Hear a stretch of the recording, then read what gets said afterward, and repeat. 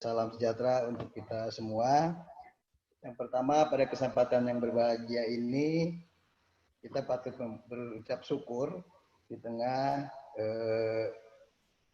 kondisi pandemik COVID-19 yang masih berlangsung. Kita bersyukur kepada Tuhan Yang Maha Esa bahwa kita masih diberikan kesehatan semuanya.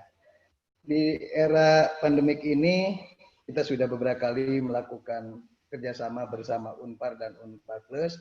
Tentu yang pertama kami ingin mengucapkan terima kasih kepada Unpar dan juga Unpar Plus yang telah kesekian kalinya melakukan kerjasama dengan PD, SPKP, SPSI Provinsi Jawa Barat dalam rangka menciptakan hubungan ketenagakerjaan yang baik untuk para pihak. Yang keduanya kepada Pusat Studi Ilmu Manajemen, yaitu Ibu Regina Devi, yang selalu intens untuk melakukan komunikasi bersama dengan kami. Yang berikutnya kepada Bapak Ibu para narasumber yang sangat kami banggakan, yang kebetulan hari ini bisa bersama-sama mengisi acara di webinar ini, yaitu ada Bu Lucida dari Eksekutif dan Engagement Coach. Kemudian ada Pak Tio Guritno, selamat pagi Pak Tio Guritno dari Entrepreneur dan Founder Inspigo. Kemudian yang ganteng, ada moderator yang ganteng Pak Roni Rian Subakti sebagai dosen jurusan Unpar. Selamat pagi Pak Roni.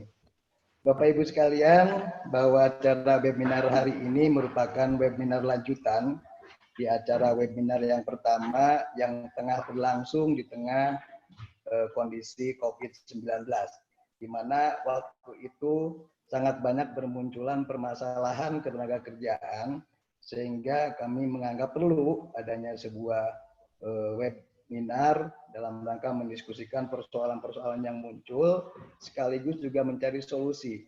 Kira-kira solusinya apa ketika banyak persoalan yang dihadapi oleh pihak pekerja maupun pihak pengusaha, dan kemudian bagaimana mengatasi persoalan tersebut. Alhamdulillah dari webinar yang pertama kita mendapatkan beberapa poin penting yang kiranya perlu ditindaklanjuti dalam webinar yang kedua ini. Didasari bahwa hubungan industrial yang baik di perusahaan tidak akan pernah tercipta apabila kedua belah pihak atau para pihak tidak dapat melakukan komunikasi, kemudian juga saling mengerti, saling percaya di antaranya, maka sangat sulit sekali hubungan industrial ini dapat tercipta.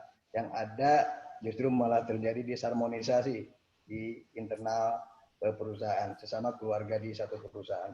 Nah, atas dasar itu maka kami berinisiasi bersama dengan Unpar dan Unpar Plus bagaimana mengatasi agar hubungan industrial ke depan tidak menjadi lebih buruk pasca pandemi ini, akan tetapi harapannya bisa menjadi lebih baik dengan mengadaptasi kondisi yang baru yang sering kita sebut dengan kondisi new normal ini.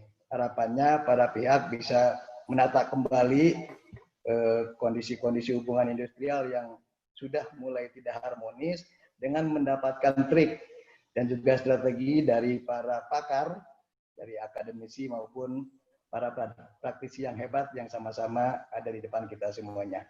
Itu saja, sekali lagi terima kasih banyak. Selamat mengikuti acara webinar 2 dari Unpar dan Unpar Plus bekerjasama dengan PD SPSI Provinsi Jawa Barat. Terima kasih, selamat pagi semuanya. Baik, terima kasih Pak Agus atas sambutannya. Rasanya sangat insightful ya, artinya memberikan informasi tentang bagaimana keadaan industrial relation pada saat ini di tengah masa pandemi. Nah, tampaknya kalau saya berpanjang lebar tidak pada porsinya, saya akan memberikan kesempatan pertama untuk sesi sharing narasumber kepada Ibu Lucia. Kepada Ibu Lucia kami persilahkan. Maaf Pak Roni, Ibu Deti duluan. Yang pertama Ibu Deti. Ya, silakan. Silakan Bu Deti. Silakan Ibu Deti. Ya, terima kasih. Mohon izin sebentar, saya mempersiapkan slide-nya Pak Roni. Baik, Bu.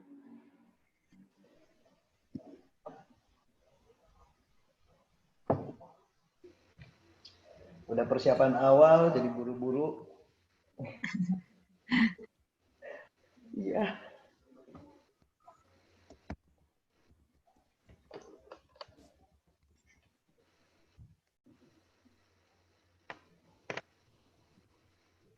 Bukan aku mau diolah.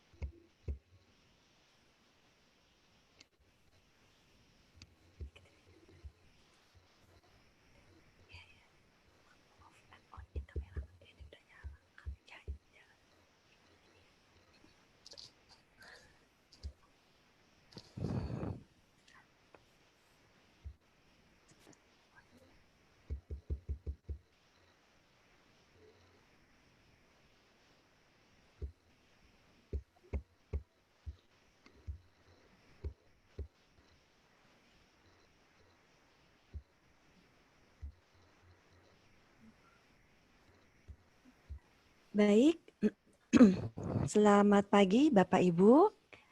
Slide saya bisa terlihat? Bisa. Ya. Oke, terima kasih.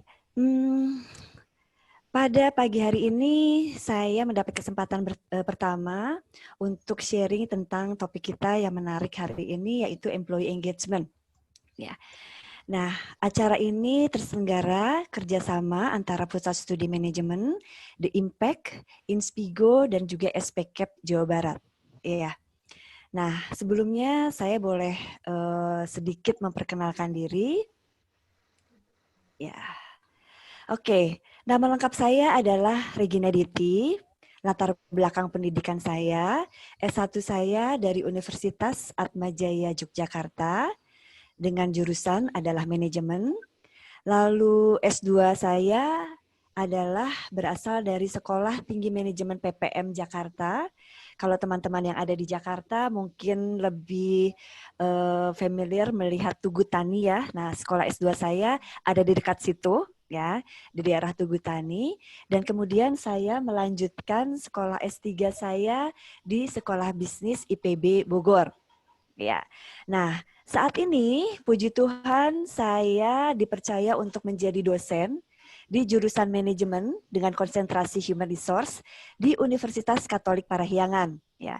Dan saat ini saya diminta untuk menjadi Kepala Pusat Studi Ilmu Manajemen yang bertanggung jawab terhadap pengembangan, penelitian, dan pengabdian masyarakat ya di Unpar. Nah, selain itu saya sejak tahun 2017 sampai dengan sekarang menjadi seorang master trainer di dalam project YEP Use It dengan mengembangkan program pelatihan financial life skill. Jadi lebih kepada pengembangan keterampilan finansial dan keterampilan hidup berbasis keuangan yang kita bergerak di Jawa Barat, Jawa Tengah, dan Jawa Timur sampai dengan saat ini. Ya. Dan saya seringkali juga diminta bantuan menjadi personal consultation dan juga sebagai konsultan HR terlebih kepada organizational and HR development system. Ya. Nah, mungkin itu sedikit perkenalan dari saya dan saya sangat sekali memiliki passion untuk pengembangan SDM di Indonesia. Ya, baiklah Bapak Ibu, tidak berlama-lama kita langsung masuk saja. Apa sih yang dimaksud dengan employee engagement? Ya, kalau Bapak lihat selama ini kita sering sekali mendengar kata-kata employee engagement. Employee engagement, apa sih itu gitu ya? Kata-katanya kok susah banget gitu untuk kita kita sebutkan, kita lafalkan. Nah, kalau saya mencoba melakukan studi literatur ya tentang employee engagement, beberapa pakar mendefinisikan bahwa employee engagement itu seperti Kahn tahun 1990 itu mengatakan bahwa employee engagement itu lebih kepada keterikatan karyawan terhadap perusahaan, baik secara emosional, secara kognitif maupun secara fisik. Ya. Lalu ada juga pakar Robinson et al. Melakukan penelitian pada tahun 2004, ya, Robinson bersama dengan teman-temannya mengatakan bahwa employee engagement itu adalah sikap yang dimiliki oleh karyawan terhadap perusahaannya karena perusahaannya sangat berarti untuk karyawan tersebut. Gitu, ya. Nah, lalu ada juga Mon and London pada tahun 2010 mengatakan bahwa employee engagement itu adalah suatu kondisi di mana perusahaan berusaha supaya karyawan merasa terlibat, ya, berkomitmen, bersemangat, dan diberdayakan agar memiliki kinerja yang baik. Ya. Nah, ada definisi dua lainnya yang saya ambil juga. Amhal Hall bersama teman-temannya pada tahun 2015 mengatakan bahwa employee engagement itu adalah bagaimana kinerja karyawan dihubungkan dengan pencapaian tujuan organisasi, ya.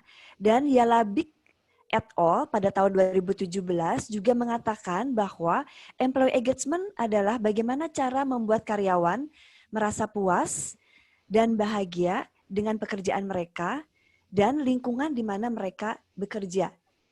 Itu menurut Yalabik et al. Ya.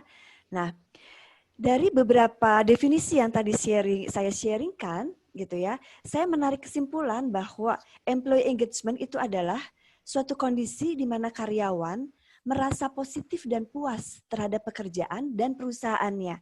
Ya, jadi tidak hanya merasa positif dan puas untuk dirinya sendiri, tapi juga terhadap pekerjaannya dan terhadap perusahaannya. Ya, jadi employee engagement di sini beberapa teori mengatakan ada 3 komponen, ada 3 unsur di dalam employee engagement. Ya, menurut Gilson and Harter pada tahun 2004, ya, dan Fibrayani tahun 2012 mengatakan bahwa komponen di dalam employee engagement itu ada feeling, ada thinking, dan ada fisik, ya.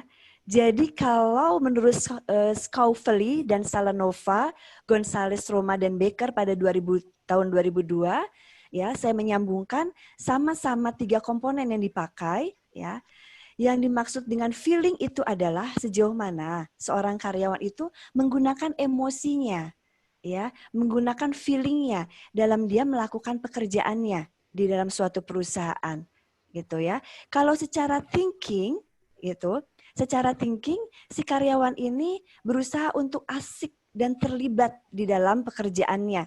Jadi kalau Bapak Ibu merasa bahwa wah saya tuh secara emosional gitu kan ya, memiliki dedikasi yang tinggi terhadap pekerjaan saya di dalam perusahaan saya, lalu saya juga memiliki keasikan dalam mengerjakan pekerjaan saya ya di dalam perusahaan saya dengan semangat ya, dengan semangat yang sangat tinggi, itu artinya Bapak Ibu sudah memiliki tingkat employee engagement yang baik gitu. Ya, jadi ada 3 komponen di sini kalau kita melihat atau mengukur gitu ya.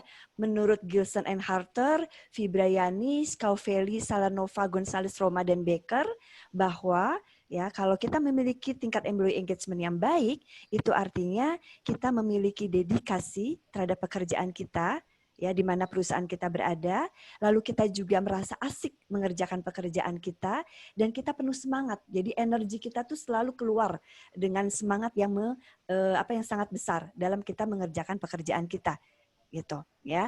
Nah, itu tentang employee engagement. Supaya Bapak Ibu bisa lebih memudahkan apa sih maksudnya dari employee engagement tersebut, ya. Nah, selanjutnya, kalau kita bicara employee engagement, ya tadi Bapak Ibu sudah ketahui bahwa seorang karyawan yang engage itu karyawan yang memiliki energi secara fisik yang besar, ya, lalu juga dedikasi yang tinggi, ya, lalu secara emosional kita asik dengan pekerjaan kita. Nah itu kita artinya memiliki employee engagement yang baik. Ya. Nah, employee engagement yang tinggi itu akan berpengaruh terhadap organization outcomes. Ya, apa maksudnya? Ya.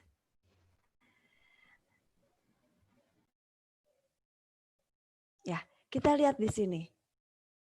Ya, saya membuat suatu studi literatur ya dan melihat beberapa penelitian-penelitian sebelum dengan melihat penelitian-penelitian sebelumnya, ada beberapa faktor yang mempengaruhi employee engagement.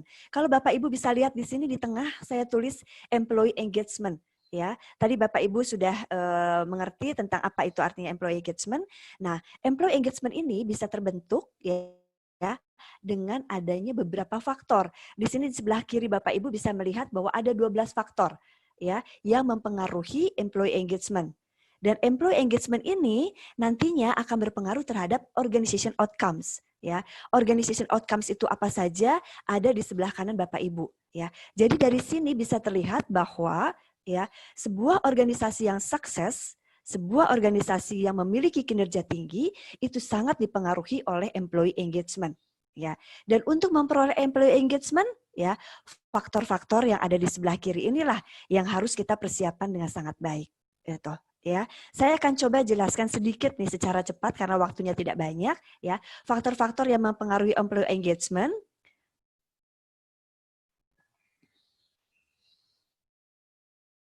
Ya, di sini ya. Kita lihat ada rekrutmen ya. Jadi perusahaan-perusahaan di mana Bapak Ibu bekerja ya, itu harus mempersiapkan sistem rekrutmen ya yang baik ya. Karena sistem rekrutmen yang baik akan mendukung seorang employee itu bisa engage ya di dalam perusahaannya. Sehingga perusahaan harus memiliki kriteria proses rekrutmen dan selection yang mendukung terhadap employee engagement dan juga memiliki sistem HR yang mendukung juga. Ya, lalu yang kedua adalah desain pekerjaan. Bapak Ibu, seringkali kita merasa bahwa di dalam perusahaan kerjaan saya apa sih? Saya bertanggung jawab terhadap pekerjaan apa sih? Nah, ini tugas dari perusahaan untuk mendesain suatu pekerjaan yang alur pekerjaannya jelas, ya, dan juga deskripsi pekerjaannya itu juga harus jelas. Karena dengan alur pekerjaan yang jelas dan deskripsi pekerjaan yang jelas akan membuat seorang karyawan itu akan lebih mudah untuk engage, berdedikasi lebih besar gitu ya, bersemangat lebih besar dan juga memiliki keasikan pekerjaan yang jauh lebih besar karena memiliki alur dan deskripsi pekerjaan yang jelas. Lalu career development ya. Di sini perusahaan harus memiliki sistem karir yang memberi peluang bagi seluruh karyawan untuk memiliki masa depan yang jelas di dalam perusahaan. Ya, biasanya kalau karirnya jelas, ya, saya ke depannya itu karirnya menjadi lebih jelas, itu akan membuat karyawan juga akan lebih engage di dalam perusahaan. Selanjutnya adalah leadership. Ini adalah poin yang penting. Beberapa penelitian mengatakan bahwa leadership adalah komponen ya faktor yang sangat-sangat penting berpengaruh terhadap tingkat employee engagement. Ya, jadi seorang leader yang memiliki goals yang jelas ya dan mampu mengelola tim dengan baik itu akan membuat seorang karyawan merasa nyaman di dalam perusahaannya ya sehingga leadership itu akan membentuk employee engagement yang lebih baik. Selanjutnya adalah empowerment ya. Apa yang dimaksud dengan empowerment? Karyawan dilibatkan membuat keputusan dan leader juga harus mulai trust kepada karyawan ya. Bila empowerment di dalam perusahaan itu baik pasti employee engagement-nya akan semakin meningkat. Lalu equal and fair opportunity. Ya, perusahaan harus memiliki aturan yang jelas sehingga setiap karyawan memiliki peluang yang sama dan diperlakukan secara adil. Ya. Nah, faktor selanjutnya adalah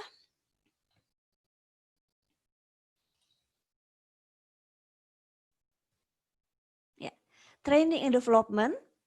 Ya, setiap karyawan memiliki kesempatan untuk mendapatkan tambahan pengetahuan dan keterampilan untuk mendukung pekerjaannya. Lalu performance management, ya, perusahaan juga memiliki suatu sistem penilaian kinerja yang terukur sehingga setiap karyawan di dalam melakukan pekerjaannya itu diukur apakah karyawan tersebut baik atau kurang baik. Ya, semakin baik sistem pengukurannya akan membuat karyawan merasa nyaman dan merasa engage berada di dalam perusahaan tersebut. Ya, lalu insentif dan compensation. Ya, insentif dan compensation sama juga seperti leadership tadi merupakan faktor yang sangat tinggi gitu ya, berpengaruh terhadap employee engagement ya. Karena itu perusahaan harus menyediakan sistem kompensasi yang mendukung employee engagement. Dan biasanya dari beberapa perusahaan yang memiliki employee engagement-nya tinggi, itu perusahaan-perusahaan tersebut memberikan kompensasi non-finansialnya sangat sekali diperhatikan. Ya, misalnya traveling cost, lalu misalnya ada biaya pendidikan, dan kompensasi-kompensasi non-finansial yang mendukung terhadap employee engagement. Safety and health. Tingkat engagement akan rendah bila kondisi kerja tidak aman. Jadi perlu sistem yang mendukung ya untuk karyawan merasa safety and health berada di dalam perusahaan tersebut. Lalu job satisfaction. Ya. Nah, ini hal penting bahwa karyawan yang merasa puas akan memiliki engagement yang sangat tinggi di dalam perusahaan. Dan satu faktor lagi yang sangat penting membentuk employee engagement adalah communication. Ya, communication yang sifatnya up down dan bottom up, ya, serta melibatkan karyawan dalam membuat keputusan dan perusahaan juga mau selalu mendengarkan karyawan. Ya, itu berpengaruh terhadap tingkat employee engagement di dalam suatu perusahaan. Ya, baik, Bapak Ibu, itu adalah tadi faktor-faktor yang mempengaruhi employee engagement. Lalu, employee engagement itu adalah suatu critical part of organizational success. Mengapa? Nah, saya akan pertajam lagi kenapa employee engagement itu menjadi penting. Ya, saya akan memperlihatkan kepada Bapak Ibu. Ya. Kalau kita lihat di sini, employee engagement ya yang dikelola dengan baik di dalam suatu perusahaan itu akan meningkatkan profit dan produktivitas di dalam perusahaan ya. Kenapa? Karena karyawan yang engage ya mau berdedikasi tinggi, mau selalu semangat gitu ya. Lalu juga mau selalu enjoy di dalam pekerjaannya gitu ya. Itu akan berkontribusi tinggi terhadap pekerjaan sehingga memberikan kinerja terbaiknya. Ya, jadi tanpa perlu Bapak Ibu suruh gitu ya, karyawan yang engage itu akan dengan senang hati. Ya, karyawan yang engage pastinya karena dia melakukan segala sesuatunya dengan senang hati, maka akan meningkatkan profit dan produktivitas di dalam perusahaan. Ya. Lalu juga karyawan engage itu akan mengimprove quality. Ya, kenapa? Karyawan akan terus berinovasi bila diberi kesempatan untuk berinovasi dan bangga menjadi bagian dari suksesnya perusahaan. Jadi karyawan engage itu akan terus melakukan improvisasi ya terhadap inovasinya dia, selalu memberikan yang terbaik. Dan kalau karyawan yang memiliki tingkat engagement yang tinggi itu juga akan meningkatkan loyalty kepada customer. Nah, Bapak Ibu hati-hati nih, terutama perusahaan-perusahaan ya yang menghasilkan suatu produk ya dan juga memberikan service kepada customernya. Karyawan yang tingkat engagement-nya tinggi, itu karyawan itu akan selalu happy di dalam bekerja. Dia akan asik dalam bekerja karena dia happy, dia akan selalu membuat konsumen juga merasa happy. Ya, jadi si karyawan itu akan selalu mencari cara gimana ya caranya supaya saya tahu kebutuhan customer itu seperti apa. Lalu customer itu maunya apa gitu ya. Jadi karena dia happy, makanya dia akan membuat customernya juga merasa happy gitu ya. Lalu selanjutnya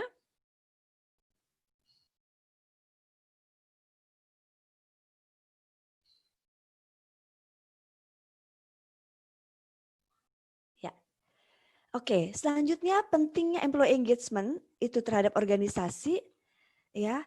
Perusahaan akan mengalami financial success. Ya. Kenapa? Karena employee engagement akan meningkatkan kinerja karyawan. Seperti yang tadi saya sampaikan tadi ya, bahwa karyawan yang engage itu akan menghasilkan kinerja terbaiknya dan karyawan yang kinerjanya selalu baik tentunya akan menghasilkan kinerja perusahaan yang semakin baik terutama secara finansialnya ya. Lalu juga employee engagement yang tinggi ya akan membuat kinerja karyawan juga akan semakin tinggi. Jadi dia akan selalu bekerja terus-menerus di atas standar. Ya, pasti Bapak Ibu akan melihatlah di perusahaan Bapak Ibu ya, perusahaan karyawan-karyawan yang memiliki employee-nya itu engagement-nya tinggi, itu pasti akan melakukan kinerja yang di atas standar. Nah, selanjutnya adalah komitmen dan motivation-nya juga akan selalu meningkat. Kenapa? Karena tingkat employee engagement yang tinggi akan selalu meningkatkan inisiatif dan keinginan untuk belajar dari karyawannya agar kinerja mereka terus-menerus semakin meningkat, ya. Dan karyawan yang engagement-nya tinggi juga dia akan betah berada di perusahaannya, ya. Karena dia akan merasa happy dan dia akan stay lama di dalam perusahaannya. Ya, jadi Bapak Ibu tidak perlu khawatir kalau Bapak Ibu di perusahaannya memiliki karyawan yang memiliki engagement yang tinggi, ya, si karyawan ini tidak hanya stay di perusahaan dalam jangka waktu lama karena dia bakat kebutuh, tapi dia akan pasti meningkatkan kinerjanya akan terus-menerus semakin membaik. Ya, selanjutnya, ya, organization culture, ya. Organization culture itu terbukti sangat signifikan menjadi pendorong di dalam employee engagement. Ya, Bapak Ibu pasti sudah tahu bahwa organization culture itu adalah suatu kebiasaan, ya, nilai-nilai yang dipahami di dalam suatu perusahaan, gitu ya. Jadi Bapak Ibu yang memiliki organization culture yang baik itu akan mendorong ya employee engagement itu akan menjadi lebih baik. Manager efficacy juga ya menjadi bagian penting ya karena employee engagement akan merespon atasannya secara positif ya dan menunjukkan kinerja positifnya dan mencapai kinerja terbaik ya. Dan ya bila perusahaan memiliki employee engagement yang baik ya, perusahaan tidak akan sulit untuk mengalami suatu perubahan, terutama di dalam kondisi saat ini ya.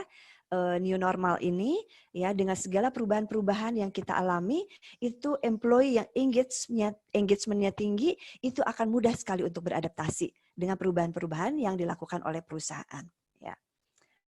Oke.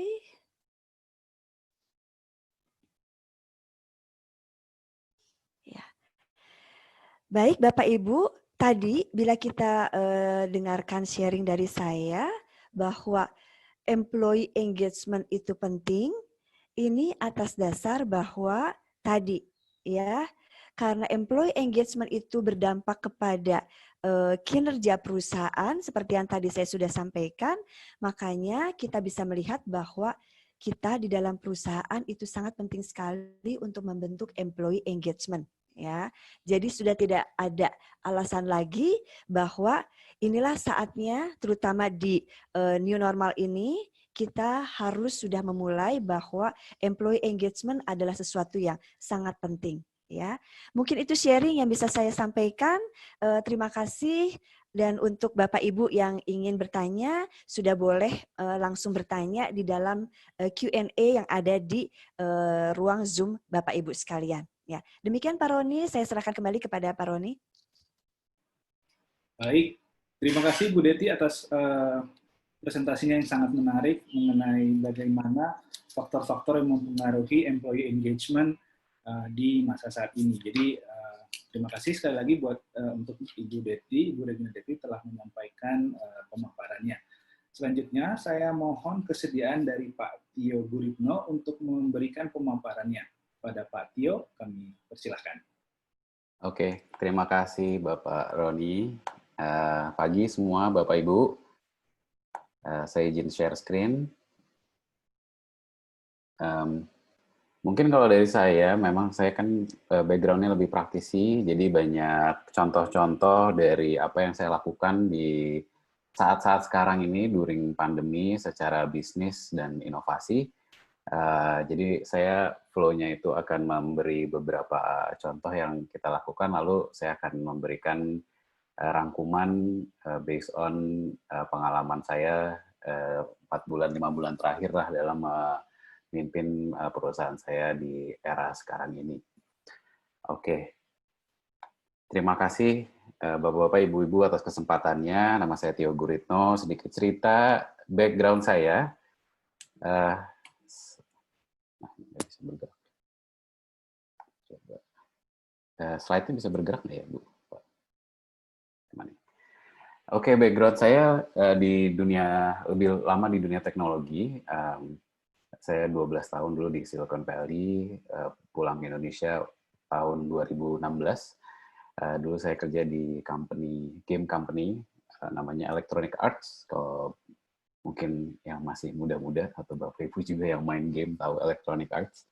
Lalu saya pindah ke Pandora. Pandora itu music streaming company seperti Spotify, Joox, dan lain-lain, tapi available hanya di US. Itu cukup lama, sekitar 7 tahun.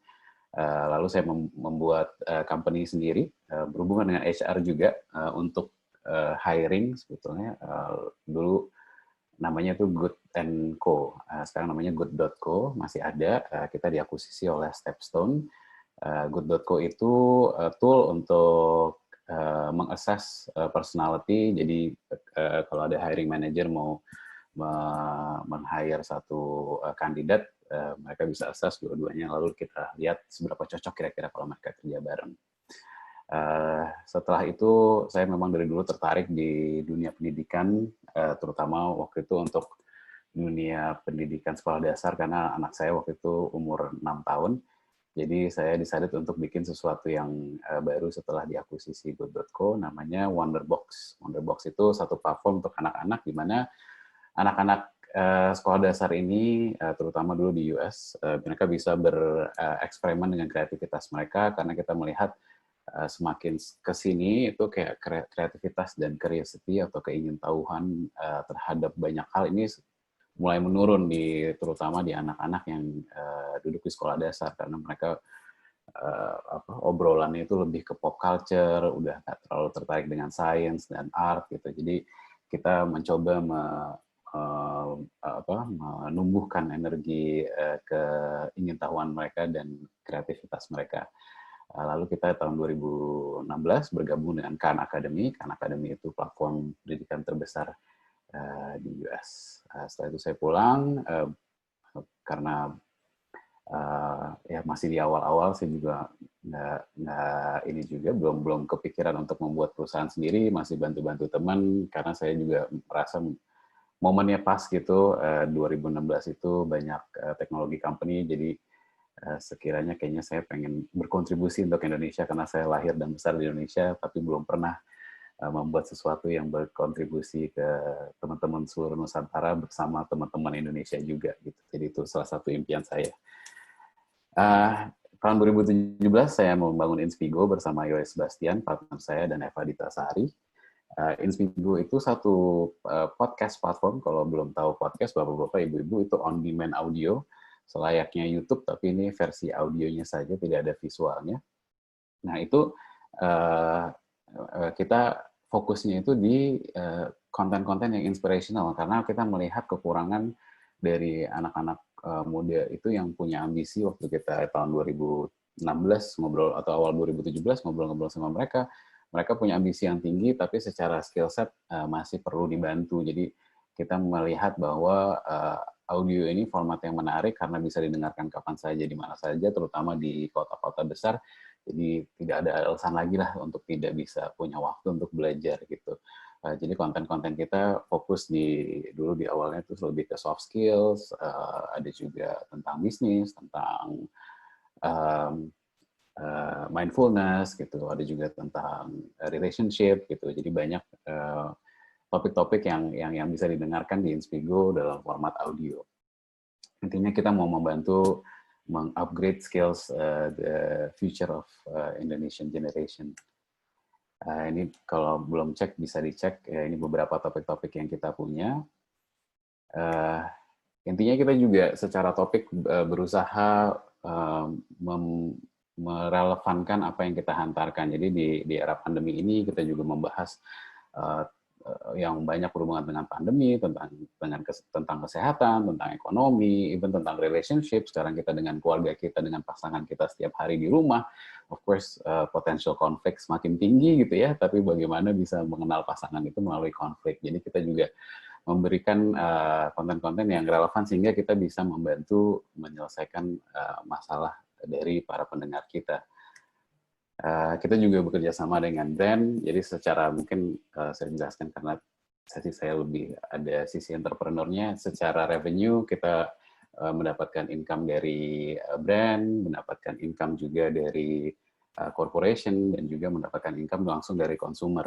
Kalau dengan brand itu contohnya kita kerjasama dengan beberapa brand untuk membuat satu konten podcast atau konten audio. Contohnya waktu itu sama Bayu, itu brand Telkomsel, itu kita membuat audio drama waktu bulan Ramadan, itu cerita tentang Ramadan tapi di era pandemi. Terus kemarin kita juga sempat bikin sama Listerine dengan Klik Dokter, itu juga membahas sesuatu yang relevan dengan zaman sekarang gitu. Skill verbal di era sekarang yang kita semua kerja di rumah, itu sangat penting karena komunikasi ini benar-benar lebih intens gitu kan. Mungkin yang kita dulu lebih jarang meeting, sekarang lebih sering meeting, sehingga komunikasi kita secara verbal ini harus lebih baik. Nah, brand-brand ini tertarik untuk meng-empower audiensnya, sehingga mereka memberikan knowledge yang pada akhirnya orang akan merasa thankful gitu terhadap brand-brand tersebut, sehingga mereka punya attachment terhadap brand tersebut.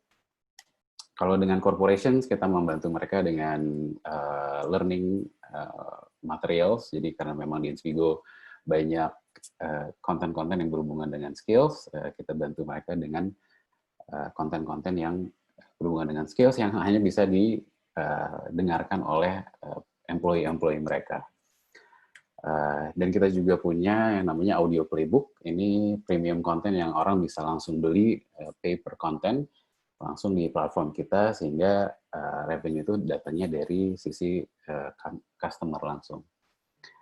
Kenapa saya bahas si revenue sources ini? Karena di era pandemi ini, all of a sudden, yang tadinya kita punya revenue sources ini ya agak sedikit fluctuate ya, karena memang kan secara ekonomi juga ada pergerakan gitu. Jadi dari corporation kita lihat juga ya, biasanya kalau corporation yang di bagian learning itu salah satu yang mungkin pertama kena budget cut karena memang secara revenue in general berkurang gitu. Jadi pada akhirnya mereka coba untuk mengefisiensikan beberapa budget yang ada di internal termasuk learning. Dan kita lihat juga appetite orang-orang waktu di awal-awal itu juga merasa bahwa momen ini tuh momen yang bagus untuk belajar. Kita sering di rumah, kita punya banyak waktu, ayo kita belajar. Nah, waktu itu kita juga mencoba tuh memberikan beberapa konten-konten yang bisa mereka beli atau bayar, atau even kayak kita punya premium subscription. Tapi di awal-awal itu memang kita lihat bahwa mereka, orang Indonesia itu sepertinya mereka lebih suka seperti ini nih, berinteraksi webinar gitu kan. Kayaknya mungkin karena suka hangout gitu ya, apalagi anak-anak muda, karena memang Inspigo ini targetnya 22-34 gitu ya, jadi masih suka mungkin hangout bareng-bareng. Jadi esensi on-demand content belajar itu tuh kita lihat waktu itu di awal-awal sih tinggi, tapi setelah itu kayak agak sedikit berkurang karena mereka tuh mau rasanya tuh belajar bareng-bareng.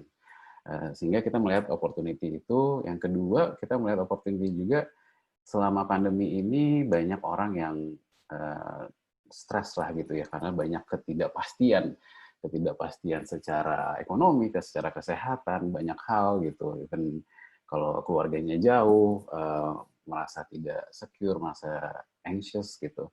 Itu juga satu yang mungkin kita bisa bantu secara kekuatan kita, kira-kira kita bisa bantu apa ya mereka. Nah, kita mencoba melakukan inovasi di sini. Untuk learning, kita melihat bahwa banyak teman-teman entrepreneur yang merasa bahwa wah ini kok jadi beda banget ya landscape-nya setelah semuanya tutup, semuanya PSBB, kita harus ngapain gitu. Banyak yang clueless, sehingga kita mencoba membantu dengan solusi-solusi yang dihantarkan oleh pakar-pakar yang memang mereka juga punya expertise masing-masing di bidang itu. Jadi misalnya kita mengundang pakar content creation gitu ya, memang mereka membuat marketing material mereka through online content atau through social media gitu. Banyak bisnis-bisnis mungkin bisnis yang UMKM sifatnya, mereka benar-benar yang tadinya offline, mereka sekarang harus pindah online dan mereka harus belajar bagaimana cara promosi secara online. Nah, kita panggil expert-expertnya, termasuk Akara Biasa, ini CEO dari Joska. Joska itu financial planner yang cukup hits lah di anak-anak muda. mereka juga promosinya itu exclusively through social media, dan mereka punya bisnis yang cukup besar itu based on social media mereka. Maksudnya growth itu kebanyakan dari social media mereka. Kita juga undang Didit Maulana. Ini sifatnya lebih seperti workshop, jadi beberapa hari, nggak hanya 1 hari, tapi yang paling penting itu kita mau apa yang dihantarkan oleh mereka itu benar-benar praktikal, sehingga teman-teman mau entrepreneur atau siapapun itu, mereka bisa langsung menggunakan ilmunya untuk kebutuhan mereka.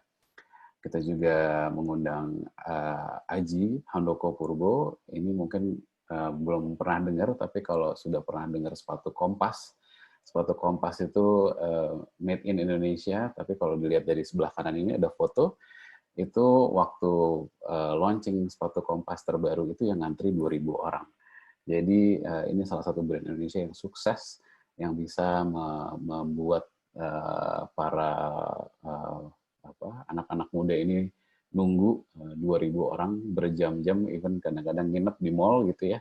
Itu kan satu keahlian yang luar biasa dari sisi brand, bagaimana bisa membuat orang tuh se-excited itu gitu untuk bisa menunggu. Waktu itu mereka pernah jual di salah satu online platform marketplace gitu, jual sepatu mereka dengan limited edition 300 pasang. Itu kira-kira berapa lama habisnya? 16 detik. 300 pasang hilang dalam 16 detik. Jadi itu satu keahlian yang menurut kita bisa di-share lah ke teman-teman semua gitu. Skill yang bisa di-steal atau dicuri gitu oleh teman-teman para UMKM ini, bagaimana sih membangun brand yang bisa disukain sama orang, dan orang itu mau ngantri loh, bela-belain ngantri, bukan cuma hanya spend uang, tapi mereka mau ngantri, mau nginep, mau benar-benar ini spend energi mereka untuk brand tersebut. Itu kan nggak ya hal yang lumrah, yaitu hal yang memang harus dipelajari, dan banyak detail-detail yang bisa diambil dari sesi tersebut. Ada Mbak Ika Natasha juga sharing di sana, dan masih banyak lagi. Intinya program ini dulu pernah ada di Inspigo, tapi memang kita galakan lagi setelah pandemi, karena kita melihat kebutuhan ini yang lebih urgent, lebih cepat, dan mereka juga butuh interaksi, langsung nanya. Jadi kalau nanya itu mungkin bisa ratusan pertanyaannya di sesi-sesi kita. Sehingga apa yang mereka perlukan itu semoga terjawab. Yang paling saya senang sebetulnya setelah sesi itu, banyak di sosial media yang bilang thank you. Ini udah misalnya waktu itu kelas dengan Didit Maulana, ini saya udah rubah packaging saya. Ya alhamdulillah pelan-pelan sales agak sedikit naik gitu. Tapi kan itu berarti sesuatu yang applicable dan langsung bisa dilakukan. Jadi itu juga sebetulnya dari Inspigo kita merasa something yang inilah, maksudnya bukan hanya monetary yang dari segi revenue yang kita dapat, tapi dari segi kepuasan bisa membantu orang dan bisa berdampak segitu cepatnya, itu juga satu kepuasan tersendiri. Pada akhirnya kita banyak melakukan webinar dan lain-lainnya, sehingga kita juga berkolaborasi dengan banyak korporasi. Ini salah satu kolaborasi yang paling terkini. Sekarang memang webinar seperti ini sudah banyak banget kan ya. Pada akhirnya klien-klien kita juga minta, Mas, coba tolong dibikin yang berbeda dong gitu. Pada akhirnya yang tadinya kita hanya podcast audio dan ada sedikit video, kita bereksperimen dengan beberapa hal yang lebih sifatnya visual gitu. Kita membuat green screen di studio, dan di project ini kita mencoba selalu berinovasi bagaimana caranya again bisa mendeliver sesuatu yang nggak hanya secara experience berbeda, berguna, tapi juga lebih menyenangkan atau lebih engaging lah terhadap user-user kita. Dengan teknologi green screen yang kita coba eksperimen ini, akhirnya kita membuat satu virtual stage yang sebetulnya itu tidak ada gitu stage itu. Jadi stage ini hanya virtual, tapi kita bisa let's say ini dari daerah Jawa gitu, ini kebetulan untuk Bank Mandiri, tapi nanti kalau dari Palembang ada Jembatan Ampera, dari Makassar ada Toraja gitu. Jadi kita bisa benar-benar meng-custom ini, dan dari segi experience itu juga sesuatu yang berbeda dan lebih unik, sehingga orang-orang juga appetite untuk belajarnya atau keinginan untuk belajar lebih tinggi. Tadi yang saya mention juga, selain learning, yang kita lihat itu banyak orang yang cukup stres gitu ya. Saya juga sempat ke dokter, beberapa dokter bilang orang ini sekarang banyak yang datang ke saya itu nggak sakit loh gitu. 50% atau 60% orang yang datang ke saya itu mereka bilang sakit perut, sesak nafas, itu mereka nggak sakit, di tes darahnya aman semuanya, tapi mereka anxious atau khawatir atau stres gitu kan. Jadi sebenarnya stres ini cukup tinggi levelnya. Bagaimana dari sisi Inspigo kita bisa membantu itu gitu. Even sesuatu yang belum pernah kita lakukan lah gitu.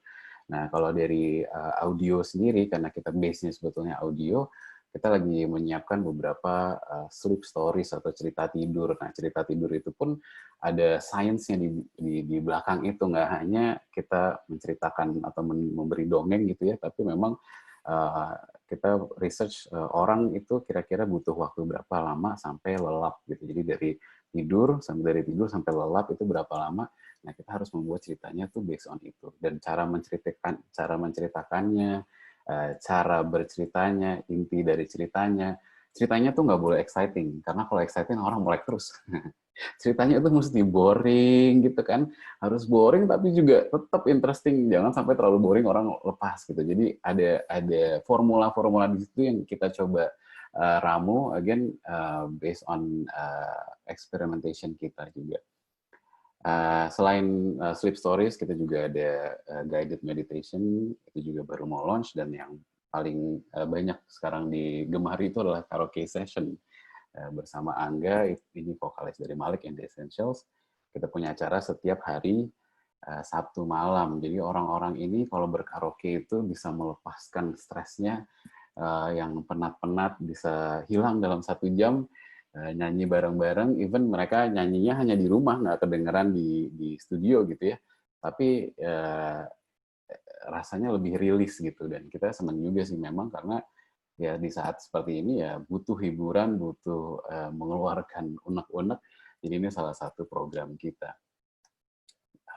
Ya ini mungkin contoh aja, sebenarnya kita juga menggunakan green screen dan lain-lain. Justru malah sekarang karena kita banyak webinar, nah di sela-sela webinar itu kita taruh karaoke session ini. Mungkin salah satu contohnya aja.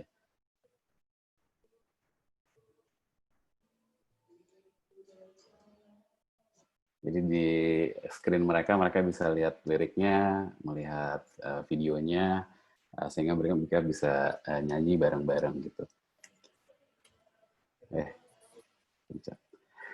Intinya sih dari pengalaman ini sebetulnya krisis ini memberi opportunity untuk berinovasi yang tadinya nggak pernah dilakukan, yang tadinya nggak pernah tahu sama sekali itu apa, tapi kita coba push diri kita sendiri untuk bisa selalu mencoba sesuatu yang baru, dan itu juga mulai dari mindset kita.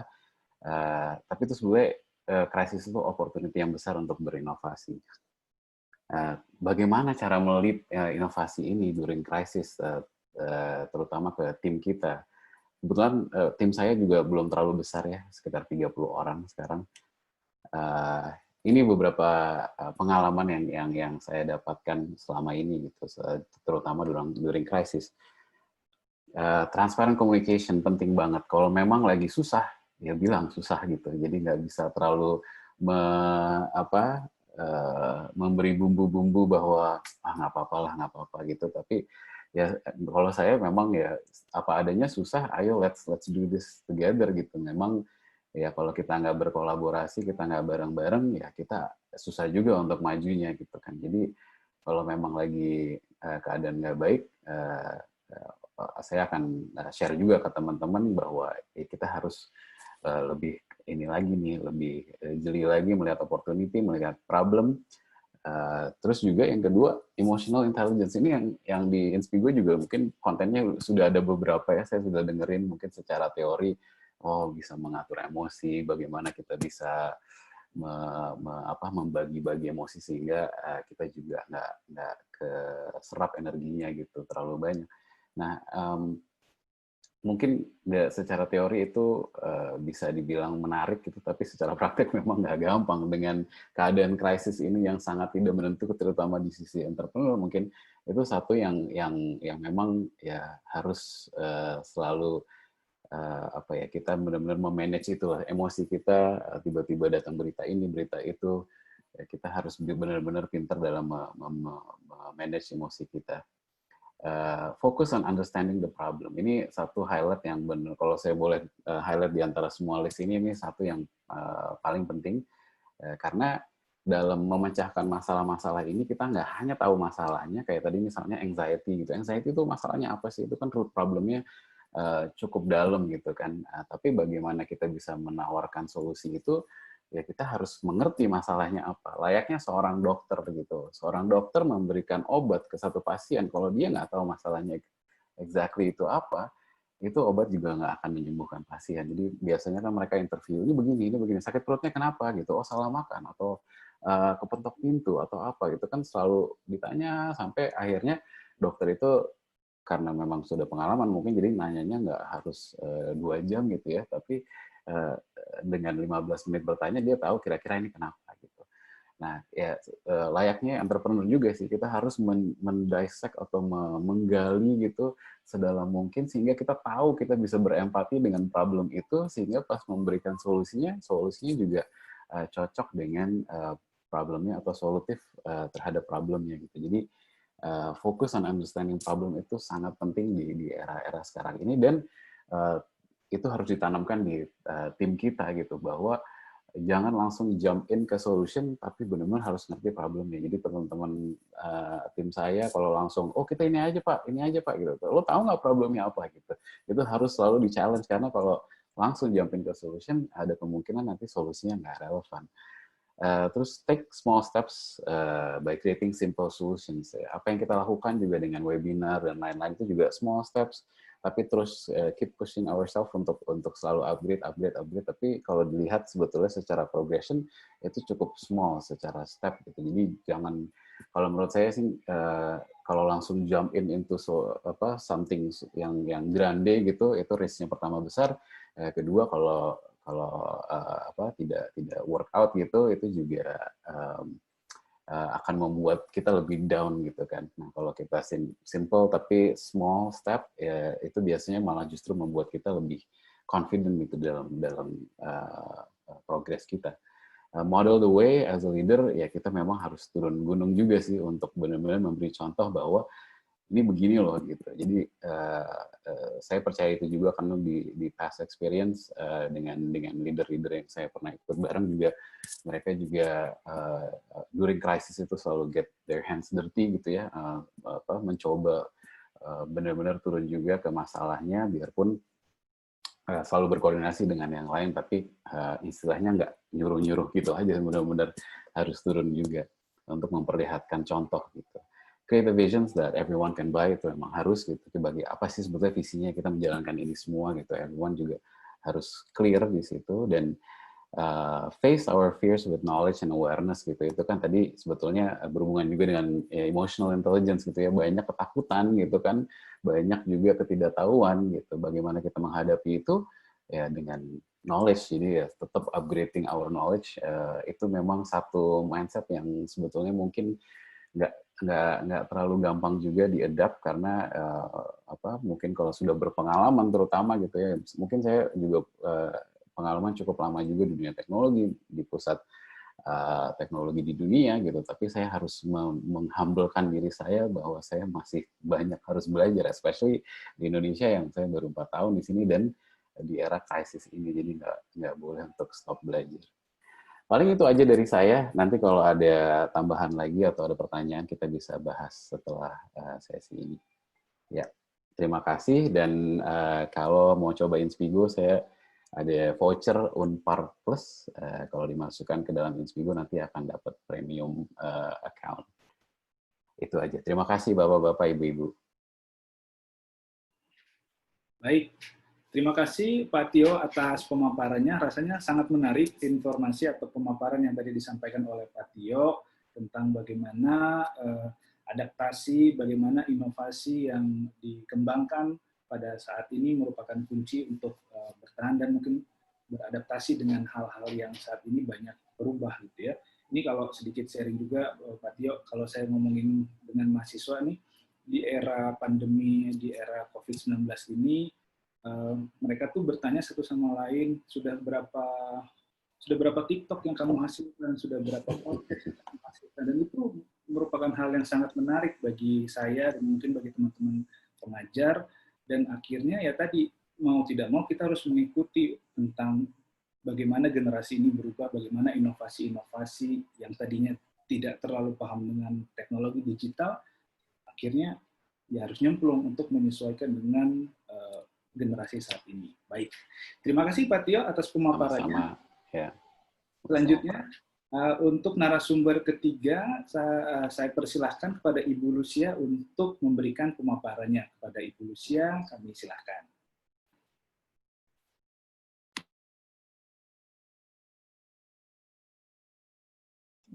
Oke. Sebelumnya saya ingin teman-teman, tadi kalau saya lihat sih di sini belum ada yang tanya ya, belum ada yang menyampaikan pertanyaannya. Nah sekarang mungkin saya ingin teman-teman, karena saya nggak bisa lihat, jadi tolong ketik masih semangat nggak, ya atau tidak. Yes, coba ketik ya kalau masih semangat di chat ya. Coba, karena dengan ini saya bisa lebih semangat lagi menyampaikan paparan saya nanti. Oke, sip. Jadi, oke, bentar, saya mau lihat chatnya. Oke, terima kasih yang sudah ketik chat. Nanti silakan tanyakan di Q&A karena Q&A-nya masih kosong ya. Oke, saya lanjutkan. Sebelumnya saya perkenalkan diri dulu. Ini mengenai saya, mengenai saya. Jadi saya, nama saya Luciana Nilusida, saya menikah dengan satu suami dan 2 anak laki-laki cowok. Ini adalah yang tengah, ini adalah menantu saya. Itu adalah mengenai saya. Tadi sudah diperkenalkan bahwa saya adalah CEO dan co-founder dari The Impact. Selain itu saya juga eksekutif dan employee engagement coach, Engage and Grow Global. Nah, passion saya ini sama, makanya kita bisa berbagi dan kolaborasi. Kita punya visi yang sama, passion yang sama dengan Bu Deti dan Pak Tio, adalah ingin membantu teman-teman untuk berkembang, atau communities dan organisasi business leaders untuk terus berkembang dan belajar. Itulah passion kami. Kami punya kesamaan dalam hal ini. Setelah saya pensiun tahun 2018 dari PT HM Sampurna, saya mendirikan The Impact. Nah, di sinilah saya ingin membantu para leader dan leader yang menjadi leader yang berpengaruh dengan caring factors. Karena saya melihat bahwa caring factors itu membuat perbedaan di dalam organisasi. Nah, sedikit mengenai keahlian saya itu di organization transformation, culture change management, dan human resources, karena latar belakang saya di PT HM Sampurna kebanyakan di human resources. Selain saya juga pernah menjadi direktur Handrolled Manufacturing. Terus sedikit mengenai saya, maaf ini dan hang. Ini di bawah adalah beberapa klien saya yang saya bangun sejak 2018. Ada Exxon, salah satunya juga PT HM Sampurna sendiri yang menjadi klien saya. Nggak bisa move.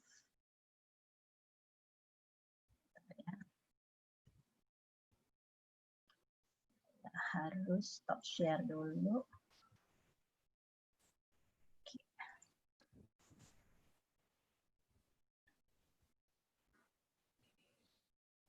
Oke, maaf ya Bapak Ibu, ini geng.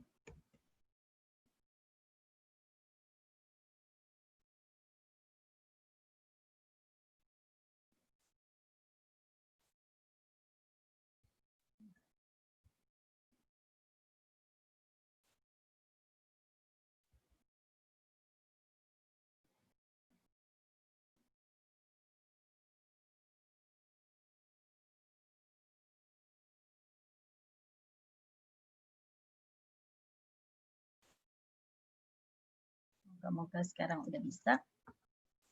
Oke, ini sedikit mengenai The Impact. The Impact mempunyai 3 pilar. Jadi perusahaan saya yang The Impact ini ada HR Solution Partner, di mana saya sebagai coach dan juga HR Consultant dan beberapa tim saya. Kemudian yang kedua saya punya recruitment platform namanya Jobspedia, yang membantu perusahaan-perusahaan untuk mencarikan karyawannya, fresh graduates, internship juga. Kemudian saya juga punya payroll services yang berkolaborasi dengan J-Payroll untuk outsource payroll. Itu adalah 3 pilar bisnis saya.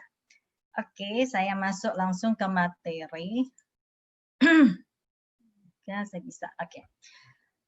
Mungkin Bapak, Ibu, teman-teman semuanya juga sudah menyadari bahwa COVID ini merubah segalanya.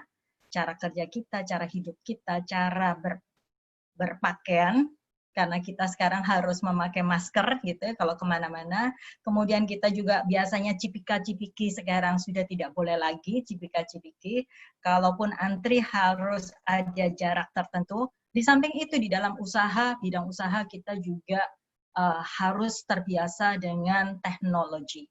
Yang sebelumnya sudah ada, tapi COVID ini merubah segalanya sehingga yang tadinya ibu saya pun yang sudah umur 86 tahun, yang tadinya nggak pernah Zoom conference, sekarang jadi ikutan Zoom conference karena ingin terus berhubungan dengan teman-temannya. Kalau nggak, dia sendirian di rumah, nggak berhubungan dengan teman-temannya, tentunya akan boring dan apa namanya, stressful gitu.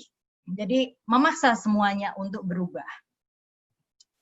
Ini adalah hal yang lumrah, yang biasa sekarang, di mana kita bertemu seperti ini di webinar, kemudian kita diskusi-diskusi, itu semuanya menggunakan teknologi Microsoft Teams, Google Meet, Zoom, dan lain-lain. Nah, tadi kita masuk ke bagaimana sekarang dengan segala perubahan ini, employee engagement ke depannya. Itu menjadi pertanyaan, karena semuanya terutama di waktu PSBB dan sekarang yang masih belum penuh ya, kita masih 50-50, bahkan beberapa perusahaan itu masih memakai PSBB, tetap di rumah, work from home, karena masih merasa khawatir. Untuk membuat employee engagement sehingga karyawan bisa tetap meningkatkan performance, padahal perusahaan juga menghadapi tantangan, di mana performanya saat ini atau kinerja perusahaan bisnis saat ini lagi tertekan. Banyak bisnis yang gulung tikar, terutama retail, kemudian kafe-kafe, restoran, terpaksa tutup karena sudah tidak ada bisnis lagi. Yang masih berjalan pun sekarang tantangannya bagaimana meng-engage employee-nya, sehingga employee-nya tetap semangat. Nah, ini employee engagement ini bukan hal yang baru. Tadi Bu Deti sudah memaparkan bahwa sejak 2004 bahkan ya, atau sebelumnya, itu semua peneliti sudah mengatakan bahwa employee engagement is the key untuk driving the business performance. Nah, itu adalah kunci utama untuk suksesnya suatu perusahaan, ya, sehingga perusahaan bisa bersaing. Dan sekarang lebih penting lagi, ya, lebih penting lagi untuk membuat karyawannya itu asik bekerja. Sedangkan karyawannya sendiri di satu sisi saat ini juga lagi anxious, lagi khawatir. Jadi Pak Tio juga memaparkan bahwa waktu dia ke dokter, banyak sekali karyawan atau orang itu yang sakit perut yang nggak jelas kenapa, ya, karena mereka merasa khawatir. Nah, yang diperlukan adalah seorang leader, adalah bagaimana membuat ini semua menjadi perusahaan bisa bersama-sama untuk meng-engage karyawannya. Oke. Nah, kalau kita lihat di sini, saya ingin lebih interaktif ya. Ini makanya saya nanti minta teman-teman ketik di chat ya. Dari A dan B, kalau lihat dari gambar ini, yang mana yang engage employee? Yang mana? Yang B, Bu. Yang B ya. Oke, bukan yang A ya, Pak ya. Oke, ketik ya Pak, Bapak Ibu ya, tolong diketik di chatnya yang A atau B. Oke, kemudian, nah ini kita melihat bahwa dengan wajah, dengan mimik, kita sudah tahu bahwa yang B lah, yang engage employees. Yang A itu adalah karyawan yang sudah nunggu waktunya jam 5, kapan ya pulang gitu, sambil mejanya udah bersih semuanya, nunggu pulang. Kalau 5 persis langsung lari, ya itu adalah menunjukkan bahwa karyawan ini bekerja 8 to 5. Enggak salah juga, dia sudah bekerja memenuhi jam kerja jam 8 sampai jam 5. Benar kan? Enggak salah, enggak ada yang dilanggar di situ. Tapi itulah menunjukkan yang mana bedanya karyawan yang engage dan yang tidak engage. Nah, kalau kita definisikan actively disengaged employee, itu adalah karyawan yang bekerja kurang dari apa yang diharapkan. Diharapkan bekerja, misalnya diminta, tolong buatkan SOP nanti 1 minggu selesai ya. Dia nggak mengerjakan, 1 minggu belum selesai juga. Itu adalah actively disengaged employees. Yang kedua, not engaged employee, ini dikatakan adalah karyawan yang mengerjakan pas sesuai dengan yang diharapkan. Misalnya, tolong buatkan SOP untuk rekrutmen ya. Nah, dibuatkan SOP untuk rekrutmen, 1 minggu selesai juga. Nih Pak, udah. Itu adalah karyawan masih dikategorikan not engaged. Wah, berat nih ya definisinya. Dan yang ketiga, yang karyawan yang engaged adalah karyawan yang melakukan pekerjaannya lebih dari apa yang diharapkan. Karena dengan hati yang senang, dia akan dengan bangga buatkan SOP. Oke Pak, siap, saya buatkan. Diminta hari Jumat selesai, hari Kamis sudah datang. Nih Pak SOP-nya, saya juga masukkan di dalam apps di sini, sehingga Bapak bisa dengan mudah mengakses SOP ini, dan semua karyawan bisa melihat di mana aja. Itulah yang dinamakan engage employee. Itu adalah definisi dari karyawan yang engage. Karyawan yang bisa melakukan lebih dari apa yang diharapkan. Nah, saya ingin tahu nih Bapak Ibu, dari definisi ini, di tempat Bapak Ibu, yang kategori engage employee ada berapa persen? Ada 10%, 20%, atau lebih? Coba di rate mulai dari 1 sampai 10, 1 yang paling rendah, 10 yang paling tinggi. Di angka berapa Bapak Ibu? Tolong diketik di chat ya Mbak. Pak, Bu, diketik di chat. Pak Roni, saya nggak bisa lihat chatnya, bisa nanti saya dibantu kebanyakan di mana ya Pak ya? Di chatnya. Iya, di chatnya itu kebanyakan di angka berapa Pak? Diketik di chat. Ya. Dari chat yang sudah masuk, ini ada yang 9, 6, 50, 7, 32, wah. Variasinya banyak sekali Bu, ini rentan. Variasinya banyak. Yang kebanyakan yang mana nih Pak? Kebanyakan di area 10 Bu, kurang lebih 10. 10 berarti yang semuanya melakukan pekerjaan lebih dari apa yang diharapkan ya. Jadi kalau diminta SOP, wow, itu berarti udah bagus banget. Di tempat Bapak Ibu berarti teman-teman itu sangat highly engaged employees ya. Employee-nya sudah sangat terlibat ya. Jadi contoh lainnya adalah karyawan yang engage employees itu dikatakan tadi Ibu Deti senang sekali saya menerjemahkannya dengan asik gitu ya. Namanya yang asik bekerja, senang sekali bekerja di mana dia atau teman-teman karyawan itu bisa melakukan itu lebih dari apa yang diharapkan seperti anak-anak kecil kalau Bapak Ibu melihat main Lego. Main Lego itu kan kalau anak kecil dikasih Lego dia sampai lupa makan, lupa tidur, senang banget gitu melihat membangun sesuatu menjadi indah. Itu adalah yang diharapkan. Ya. Jadi beyond money, beyond development, lebih dari apa yang hanya sekedar uang. Nah, kita harapkan itu di di tempat Bapak Ibu itu di semuanya karyawannya adalah engaged employees. Dari survei Gallup sebenarnya yang engaged employees saat ini, engaged employees di seluruh dunia itu hanya 17%. hanya 17%. Selebihnya adalah disengaged dan actively disengaged. Itu dari Gallup Survey. Ya. Nah, ini juga dari Gallup yang saya ambil, saya petik gitu ya. Ada 4 hal sebenarnya. Kalau kita mau customer centric, di mana customer kita adalah karyawan, apa sih yang dibutuhkan karyawan saat ini dari pemimpinnya? Ini baru aja pada waktu COVID ya, tanggal 23 Maret 2020, karyawan saat ini secara global, di global ya, bukan hanya di Indonesia atau di Amerika atau di tertentu, globally, itu membutuhkan trust. Mereka membutuhkan trust dari dari pemimpinnya. Dan kedua, jadi mereka ingin dipercaya, ingin mendapatkan kepercayaan dari pemimpinnya. Kedua, yang diharapkan dari seorang pemimpin di era krisis COVID ini adalah kepedulian, compassion, beyond money, lebih jauh daripada money. Kepedulian terhadap karyawan, menanyakan yang tadi saya sebut, menanyakan apakah mereka baik-baik aja. Kalau dulu saya ditanya, apa kabar? Itu biasa aja seperti angin lalu ya, sekedar basa-basi. Kalau sekarang, benar-benar itu adalah, kalau saya rasakan itu maknyes gitu. Ya, sangat menyenangkan kalau ada orang mengatakan, apa kabar?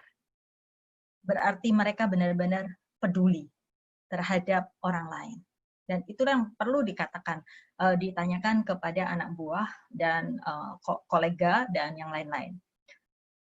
Kemudian yang ketiga adalah stabilitas, karena setiap karyawan saat ini lagi bingung, lagi pusing, tidak tahu bagaimana, khawatir juga, jangan-jangan saya di PHK, sebentar lagi perusahaan situasinya seperti apa, itu yang dikhawatirkan oleh teman-teman. Saya juga selain Gallup ini mengambil dari beberapa, saya juga telepon teman-teman untuk lakukan survei kecil-kecilan. Bagaimana, apa yang dirasakan.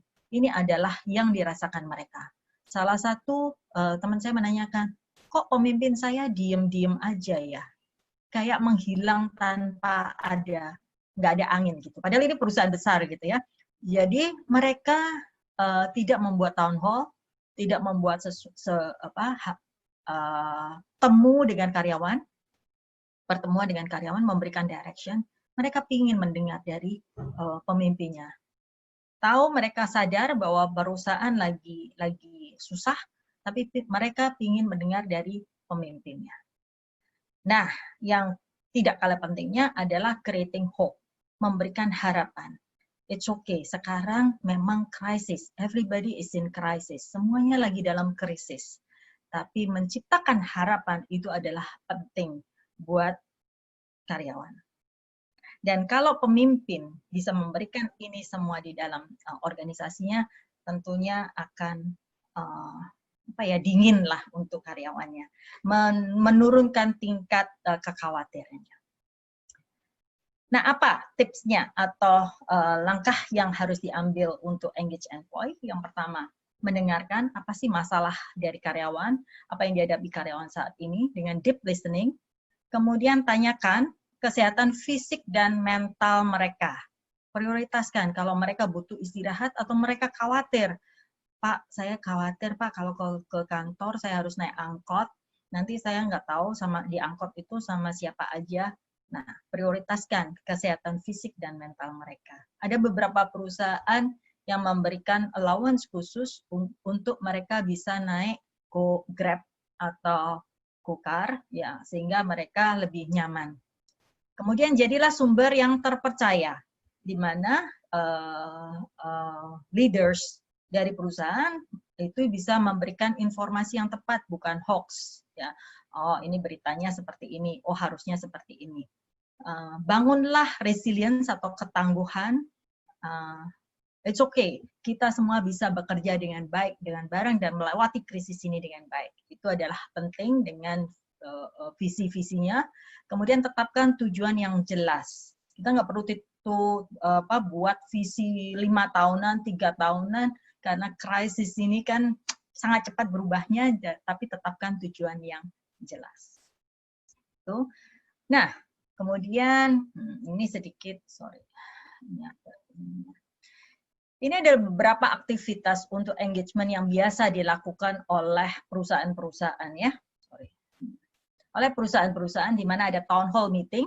Biasanya kalau town hall meeting yang di sebelah kiri ya, kita duduk bareng, kemudian kumpulkan semua karyawan, dan ada town hall meeting dari leaders-nya. Nah, sekarang bisa digantikan dengan Zoom atau webinar seperti ini, di mana di seluruh dunia, di seluruh Indonesia bisa diakses. Kemudian yang kedua, outing. Kalau dulu kita sering ke Bali atau kemana, bisa tetap dilakukan dengan bersepeda bareng, outing, untuk engage employees. Kemudian employee activities, itu yang bisa aja misalnya tadinya cooking bareng, sekarang cooking sendiri-sendiri di rumah, tapi dibagikan ke kaum duafa, kaum yang membutuhkan pemulung, dan lain-lain. Itu akan sangat menyentuh karyawan. Kemudian coffee chat, yang tadinya coffee chat ngumpul ya kan, orang Indonesia tadi Pak Tio juga bilang, orang Indonesia senangnya ngumpul-ngumpul ya, ngopin, cangkruan bareng. Nah, bisa dilakukan diganti dengan tetap web seperti ini, Zoom, tapi dengan kopi dan kue masing-masing. Ini mungkin teman-teman bilang, ini biasa aja, saya juga udah tahu. Nah, bagaimana nih employee engagement di yang katanya new way, topiknya kan new way employee engagement yang terstruktur dan terakselerasi untuk meningkatkan engagement di perusahaan, tapi yang lebih terstruktur dan terakselerasi. Ya. Caranya ada 6 step. Yang pertama adalah evaluate. Evaluasi saat ini gimana? Saat ini perusahaan seperti apa? Saat ini kondisi karyawan seperti apa? Dan lain-lain. Setelah itu tetapkan benchmark, tetapkan tujuan. Kita mau kemana? Ya, yang di sebelah kanan, tetapkan tujuan. Setelah dievaluasi, kita tetapkan tujuan. Itu step pertama. Kemudian setelah diajak, jadi karyawan diajak semuanya untuk berdiskusi, tetapkan, oke, kita benchmarknya kita akan menuju ke sana. Ajak mereka untuk buy-in, accountability masing-masing. Berikan accountability masing-masing. Oke, kalau kita mau ke sana, apa yang kita harus bangun? 5 hal dulu prioritas. Yang kita harus bangun, misalnya resilience, trust, kemudian open communication, apalagi. Ya, kita bangun, semuanya akan membangun itu. Dan selanjutnya adalah align. Align adalah membuat koneksi-koneksi dengan semua karyawan untuk membangun 5 hal yang tadi sudah ditetapkan. Misalnya trust, yuk kita bangun trust. Kita align arti trust, ini di sini apa? Menurut karyawan, trust itu apa? Menurut leader apa? Kita align pengertian kita. Sama nggak pengertian kita? Nah, saya ada satu klien, ini adalah awal yang sangat painful karena ternyata karyawan dengan leader punya pengertian yang berbeda dengan satu kata aja. Antara trust itu aja bisa mempunyai definisi yang berbeda. Alignment di sini. Kemudian yang selanjutnya adalah unite, merubah. Jadi kalau sudah align, artinya sudah sama, kita rubah yang tadinya negatif, perception menjadi positif. Yang tadinya negative action menjadi positive impact. Selanjutnya, kalau sudah kita bersama, kita buat engage, membuat hal yang positif menjadi high performance. Hal ini semua bisa dicapai kalau tim antara leader dengan karyawannya mempunyai understanding yang sama, mempunyai hubungan yang erat dan yang saling mengenal satu sama lain. Dan selanjutnya adalah, ini adalah salah satu contoh positive to high performance. Selanjutnya adalah grow untuk terus continuous improvement. Di sinilah kita membuat step-stepnya untuk employee engagement, untuk building unity, trust, dan truth ke semua karyawan, sehingga karyawan lebih engage. Nah, ini bukan satu kali exercise atau hanya 2 jam atau 1 hari exercise. Ini dibutuhkan latihan yang terus-menerus Dari banyak klien saya, termasuk Sampurna, Exxon, dan lain-lain, mereka lakukan 1 minggu sekali, dan terus bahkan sampai COVID ini pun mereka melakukan dengan 2 kali seminggu, mereka terus alignment dan berlatih bagaimana membangun 5 trust dan culture mereka yang baru. Ini adalah contoh-contoh mereka melakukan activation system, di mana positivity itu sangat menular. Ya, jadi mereka create positive environment, ini yang baru aja ya, dengan kalau mereka conference call, mereka buat lucu-lucuan, buat video bareng. Nah, ini adalah bentuk activation program yang ada. Yang tadi saya katakan bahwa activation ini bukan 1 kali exercise, ini terus-menerus. Exercise-nya jadi harus diluangkan 1 sampai 1,5 jam per minggu. Nah, pertanyaannya gini, seringkali business leader mengatakan, aduh, itu activities nggak ada hubungannya sama bisnis, nanti aja. Kita lagi fokus ke bisnis. Itu adalah hal yang menurut saya adalah kurang tepat. Kenapa? Justru dengan employee engagement ini membuat bisnis menjadi lebih perform lagi. Lebih bisa ditingkatkan. Productivity karyawan lebih meningkat. Itu. Nah, di perusahaan saya sebelumnya, itu yang menurut saya agak gila. Karena apa? Waktu krisis pun, sales lagi down, presiden direkturnya lagi stres banget. Tapi kita masih bicara mengenai talent management. Jadi tetap duduk serius dan membuat talent management. Dan itulah yang prioritas memang. Kalau kita memang believe employee adalah number 1 asset, nah itulah kita harus fokus di bagaimana touching the heart of the employees to grow the business. Kalau teman-teman, Bapak, Ibu semuanya ingin mengetahui lebih lanjut, kita latihan bareng bagaimana membangun high performing team dengan employee engagement. Kami dan Unpar+ akan membuat 5 online courses dengan building high performing team. Nanti dilatih di situ bukan hanya tips in general, ini adalah in general dulu sebelum masuk ke spesifik latihan dan detail action plan-nya. So that will be the next big thing ahead. Ya, bagaimana kita membangun leadership, culture, dan skill set untuk membuat high performing team. So, thank you. Kami ada free bonus gift di sini, free ticket online course dan free discussion with me, gitu ya. Bisa diakses lewat ini, The Impact Register. Caranya ini buat masukkan di foto gini, yang seperti di kanan. Foto di sini, kemudian di atas akan keluar seperti ini, diklik di situ nanti akan dimasukkan. Itu adalah step-nya, caranya memberikan feedback. So, thank you untuk feedback-nya. Saya kembalikan ke Pak Roni. Baik, terima kasih Bu Lucia atas pemaparannya yang sangat menarik tentang bagaimana pandangannya terhadap perubahan yang saat ini sedang terjadi. Rasanya ini sangat menarik dan bisa kita ambil poin-poin penting ya dari yang tadi disampaikan oleh Bu Lucia, Pak Tio maupun Bu Regina pada pemaparan sebelumnya. Baik, Bapak Ibu, kita akan langsung ke sesi selanjutnya yaitu sesi tanya jawab. Di layar saya sudah terdapat beberapa pertanyaan question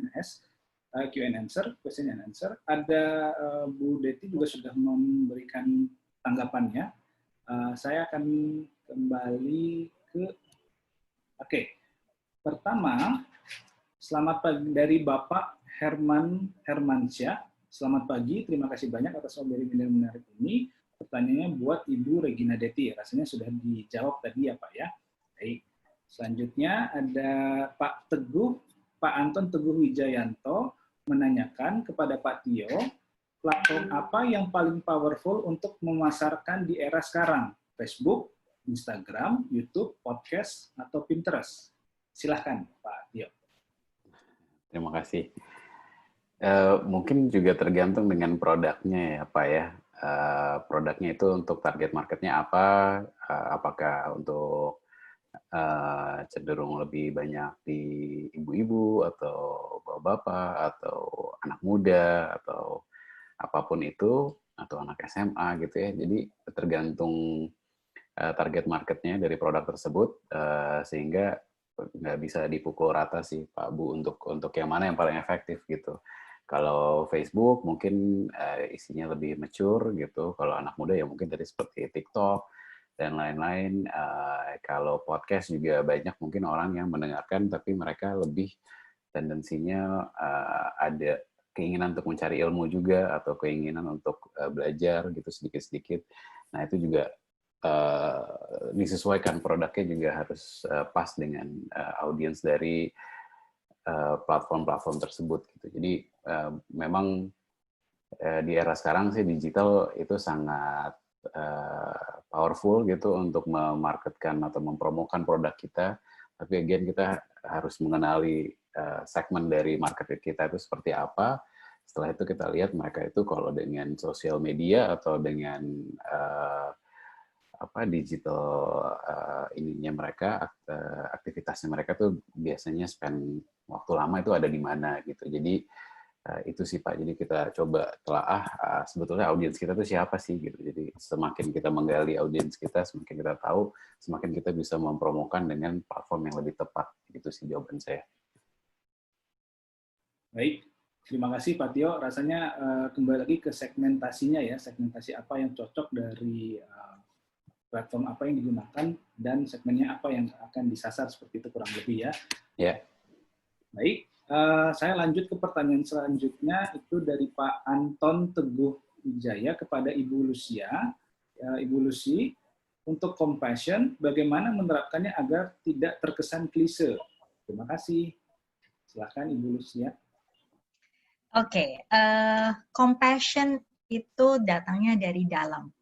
Tidak bisa dari luar, hanya sekedar lip service. Jadi dari dalam. Dari dalam, apa sih yang ingin dicapai? Kalau mungkin teman-teman pernah baca dari Simon Sinek itu Find Your Why. Itu bagus banget untuk melihat, mengetahui sebenarnya saya ini hidup ingin apa. Jadi apa yang ingin saya capai itu adalah untuk compassion. Sehingga bukan untuk hanya sekedar jargon atau lip service aja. Kita pasti punya compassion kita pasti punya apa yang saya sebenarnya inginkan. Pasti bukan hanya uang. It's beyond money. Lebih dari itu. Nah, dari situ, dari digali itu kenapa masing-masing leaders itu tahu why-nya. Dari sanalah akan mendapatkan atau bisa mengeluarkan apa yang menjadi passion-nya. Sehingga benar-benar apa yang dilakukan adalah kelihatan dari leader yang punya compassion, yang punya passion, dan yang hanya sekedar lip service. Jadi step-nya itu Pak Anton, cari why-nya masing-masing sebagai leader, terutama leader. Baik, terima kasih Bu Lucia atas pemaparannya atau atas tanggapannya terhadap pertanyaan. Selanjutnya, ada pertanyaan dari Pak Nimatullah Kasim di chat. Ini saya nggak tahu ke siapa, tapi mungkin Bapak Ibu bisa menanggapi siapa.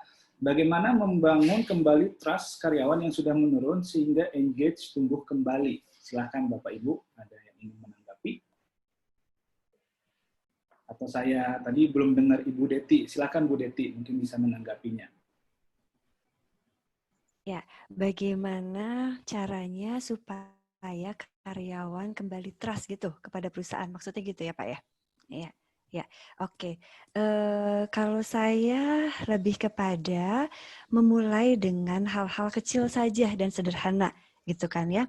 Maksudnya hal-hal kecil dan sederhana adalah pertama, kalau ada perubahan apapun gitu ya, terutama nih dalam kondisi seperti sekarang new normal, banyak sekali perubahan-perubahan kebijakan yang dilakukan oleh perusahaan. Sebaiknya itu dikomunikasikan secara terus-menerus kepada karyawan, sehingga karyawan tidak hanya mempersepsikan segala sesuatu berdasarkan persepsinya sendiri, tapi dibiasakan untuk berdasarkan informasi yang dia terima dari pihak manajemen gitu ya. Lalu yang kedua, tetap menjaga kedekatan dengan para karyawan. Itu menjadi suatu hal kecil ya, tapi sangat sekali bermanfaat sekali untuk meningkatkan employee engagement. Misalnya nih, Bapak Ibu di sini mungkin banyak juga praktisi-praktisi HR gitu ya. Karena saya juga bergelut di bidang HR, hal yang penting misalnya mengingat hari ulang tahun para karyawannya. Ya, lalu seperti tadi yang Bu Lucia sampaikan, bahwa menanyakan kabar setiap hari, walaupun mungkin lewat chat gitu ya, atau misalnya kalau kita mendengar sebagai atasan bahwa oh anak buah kita ada yang tertimpa masalah misalnya gitu, nah kita tuh responsif terhadap hal-hal kecil seperti itu, langsung kita telepon, langsung kita WA, walaupun mungkin yang sakit anaknya gitu ya, bukan si karyawannya, tapi anaknya misalnya. Nah hal-hal kecil seperti itulah yang itu bisa membangun trust kembali ada di para karyawan gitu. Jadi hal-hal kecil itu yang akan membuat hubungan kita dengan karyawan semakin hari itu semakin baik gitu. Itu sih mungkin Pak Roni dari saya, mungkin Pak Tio dan Bu Lucia ada sharing pengalaman juga terkait itu. Ya, ya saya rasa kita untuk membangun trust itu nggak bisa overnight. Hal-hal yang kecil itu penting banget dengan coffee chat, terutama dalam hal seperti ini. Itu yang dilakukan adalah kita buat daily catch up. Daily catch up itu mungkin 30 menit, tapi dengan melihat check-in, ya check-in. Setiap karyawan itu biasanya di startup company biasanya dilakukan itu. Jadi check-in. Satu kata untuk Anda, yang satu bilang semangat, sedih. Nah, kalau sedih ditanya lebih lanjut, kenapa sedih gitu, apa yang dirasakan dan lain-lain. Itu adalah salah satu bentuk yang fun, tapi membuat yang lain itu menunjukkan kepedulian. Oke, apa sih yang dirasakan, kenapa sedih dan lain-lain. Itu untuk channel out apa yang dirasakan. Salah satunya adalah bentuknya begitu. Pak Tio, monggo silakan. Dari saya mungkin hampir sama tadi yang saya juga udah mention, seperti komunikasi yang transparan, memang tidak terlalu dibumbu-bumbui gitu.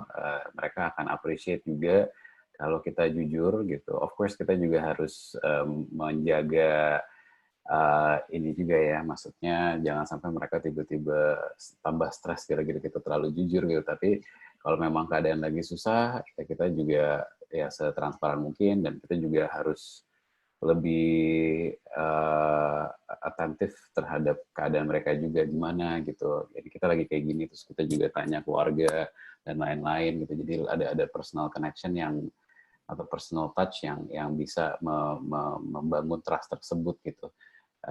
Saya percaya sih transparansi itu juga sangat membantu meningkatkan trust, karena kalau kurang transparan pada akhirnya di ujungnya ternyata ini nggak baik-baik saja, terus tiba-tiba kaget, akhirnya kepercayaan itu akan runtuh dengan begitu saja gitu. Jadi ya membangun trust itu memang nggak bisa overnight, pelan-pelan, tapi again kalau menurut saya kalau tidak transparan itu bisa hilang begitu saja gitu kan. Mungkin bisa overnight malah justru hilangnya, tapi buildingnya nggak bisa overnight. Paling kalau dari pengalaman saya gitu aja sih. Baik. Roni, mungkin saya mau menambahkan sedikit ya. Pesan dari saya pribadi kepada para leader untuk membentuk employee engagement itu, jangan kalau melihat leader itu omset terus aja yang ditanya, berapa nilai omset, berapa capaian hari ini gitu kan ya.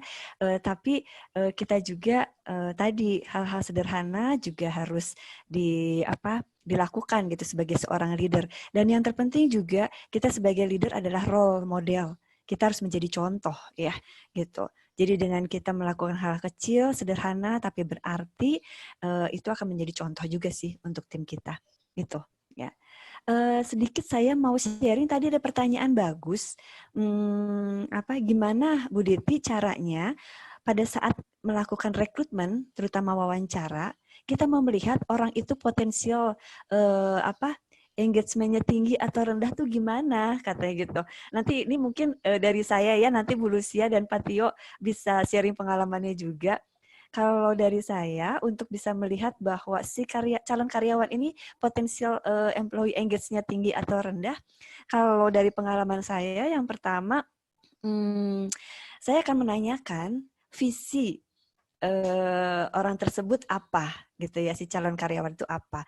Kalau visinya selaras dengan visi perusahaan, itu biasanya kita akan lebih mudah connect-nya nanti untuk bekerja bersama, gitu ya. Lalu yang kedua juga antusias. Dengan wawancara itu kita bisa ngelihat ya si calon karyawan ini antusias, energik atau tidak gitu kan ya. Itu juga bisa kelihatan kalau kita melihat bahwa calon karyawan tersebut energik, penuh semangat gitu kan ya. Nah, itu biasanya indikator employee engagement dia juga potensial akan baik gitu. Lalu yang ketiga, saya biasanya akan menanyakan selain pendidikan formal, dia itu aktif di mana saja. Kalau dia semakin aktif berorganisasi, biasanya orangnya tuh lebih helpful, ya, lebih berdedikasi. Tadi salah satu komponen di dalam employee engagement ada berdedikasi gitu ya. Lalu dengan dia banyak berorganisasi, dia kan asik dengan apa yang dia lakukan gitu. Dia punya banyak tanggung jawab gitu, tapi dia enjoy gitu membagi waktunya dengan baik gitu kan ya. Nah, itu salah satu ciri-ciri juga dia memiliki employee engagement potensial gitu ya, akan baik gitu. Nah, mungkin kalau dari saya sih melihatnya seperti itu. Monggo dari Bu Lucia dan Pak Tio mungkin bisa sharing pengalamannya. Ya, kalau dari saya ya, dari pengalaman saya, kalau saya menanyakan itu motivation-nya apa? Motivation fit untuk apakah cocok nggak motivation-nya dengan needs dari organisasi. Itu yang pertama. Yang kedua, bagaimana dia menghadapi tantangan. Ya. Di situ kelihatan kalau orang yang highly engaged itu biasanya dalam menghadapi tantangan, dia tidak takut, dia akan resilience terhadap tantangan, dia akan solution focus gitu, jadi tidak gampang menyerah menghadapi segala tantangan. Itu adalah karyawan yang potentially akan engage employees, karena dia bukan orang yang gampang menyerah. Satu lagi tips yang calon karyawan yang sudah mengatakan, oh di sini di perusahaan yang saya sekarang ini itu jelek, atasannya jelek gini, jelek. Nah, itu berarti potensialnya juga selalu orang ini mungkin punya potensi untuk melihat segala sesuatu itu dari segi negatif dan tidak solution focus gitu. Tidak, oke, tahu jelek, so what gitu kan? Apa yang mesti dilakukan? It's your accountability, bukan orang lain gitu. Jadi bukan blaming, tapi oke, kalau saya punya environment yang jelek, apa yang harus dilakukan? Kalau saya punya atasan yang jelek, apa yang harus dilakukan? Nah, itulah yang orang yang punya hal yang seperti itu adalah potentially dia akan bisa survive dan engage di dalam organisasi. Itu adalah tips dari saya. Baik. Saya juga mirip-mirip mungkin dengan Bu Lucy, kurang lebih sama tadi kriterianya. Kalau saya biasanya interview itu memang kita lihat energinya selaras apa enggak, why-nya tadi kenapa, motivation-nya gimana, apakah selaras dengan apa yang kita perlukan, dan selaras dengan visi misi company-nya juga. Biasanya saya melihat energi setelah interview juga gitu, bagaimana mereka antusiasmenya terhadap role yang kita mau berikan ini gitu. Mungkin kalau waktu saya di luar banyak itu yang selalu kirim thank you note gitu ya. Setelah interview itu hampir dibilang wajib lah gitu. Dari thank you note-nya aja sudah kelihatan secara tulisan juga bahwa ini ada orang yang excitement-nya level segini gitu. Itu juga berbeda gitu.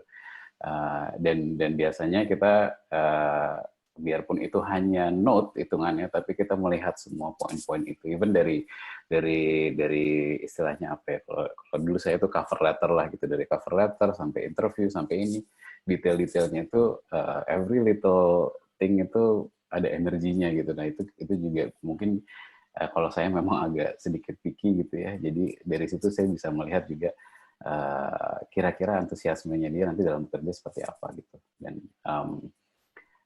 kalau di Indonesia malah justru saya jarang menemukan thank you note itu. Saya kurang tahu juga kalau memang itu secara cultural berbeda atau memang mereka kurang excited juga dengan kerjaannya.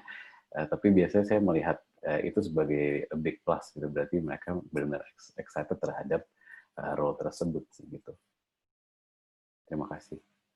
Baik, terima kasih Ibu Deti, Ibu Lucia, dan Pak Tio atas tanggapan atau atas jawaban dari pertanyaan-pertanyaan yang sudah disampaikan oleh para peserta. Bapak Ibu sekalian, akhirnya kita berada di penghujung acara webinar pada kali ini. Izinkan saya untuk merangkum sedikit dari apa yang sudah kita dengarkan bersama-sama pada hari ini. Saya bisa menangkap bahwa employee engagement ini adalah hal yang penting, di mana bisa dianalogikan sama seperti ketika kita menjalani suatu hubungan, contohnya kita ingin mempunyai hubungan yang lebih dengan pasangan kita. Kita harus memperhatikan, kita harus selektif dalam memilih pasangan kita, lalu kita memberikan treatment-treatment yang baik, sehingga itu akan memupuk engagement yang lebih tinggi lagi. Nah, dalam hal perspektif industrial relation, rasanya hal-hal yang disampaikan oleh narasumber pada hari ini sangat insightful. Kita dapat mendapat masukan yang berarti bahwa bagaimana menangani atau bagaimana menciptakan employee engagement pada saat new normal ini ternyata memerlukan tantangan tersendiri bagi para leader di era saat ini.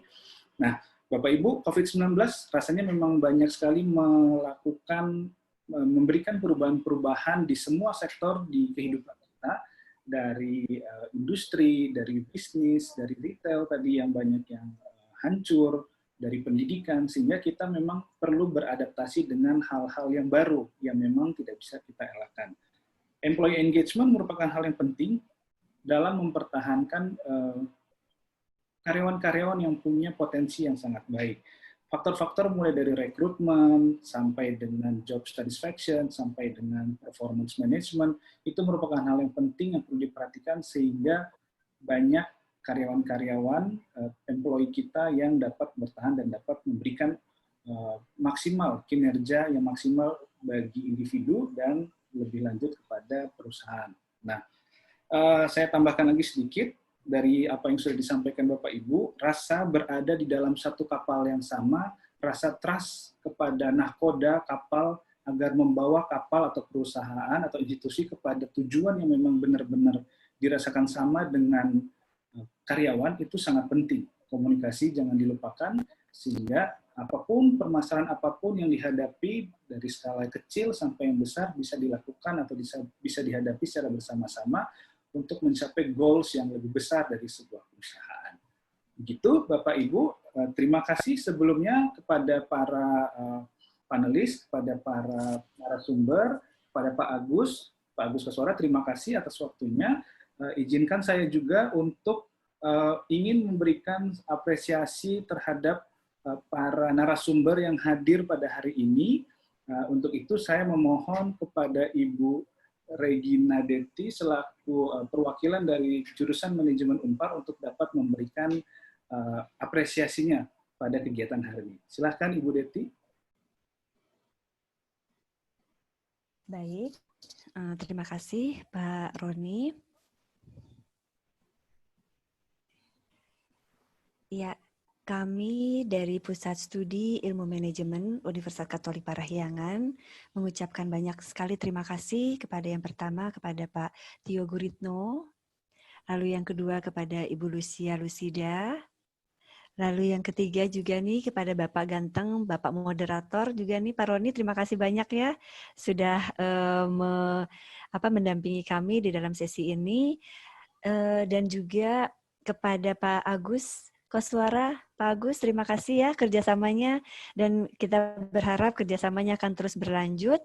Ya, kepada Ibu Lucia dan juga kepada Pak Tio Guritno, sebagai persembahan terima kasih kami untuk kerjasama pada hari ini. Ya, kami nanti akan memberikan gift sebagai tanda ucapan terima kasih kepada Bu Lucia dan Pak Tio yang akan kami berikan melalui kiriman menuju ke rumah masing-masing ya, Pak Tio dan Bu Lucia. Nanti mohon maaf kami mohon izin untuk meminta alamatnya. Terima kasih banyak. Sama-sama. Kami berharap Bu Lucia dan Pak Tio akan terus berkenan bisa melakukan kerjasama bersama dengan Unpar. Ya, terima kasih. Selamat pagi. Selamat pagi. Terima kasih. Terima kasih Bu Deti, dan terima kasih kepada para narasumber yang sudah hadir pada hari ini. Terima kasih Pak Agus atas waktu dan kerjasamanya. Dengan ini webinar pada kesempatan hari ini resmi saya tutup. Terima kasih Bapak Ibu atas kerjasamanya. Semoga kegiatan serupa dapat kita lakukan lebih lanjut dan ada seri selanjutnya. Terima kasih Bapak Ibu. Sampai ketemu di webinar selanjutnya. Selamat siang. Siang. Siang.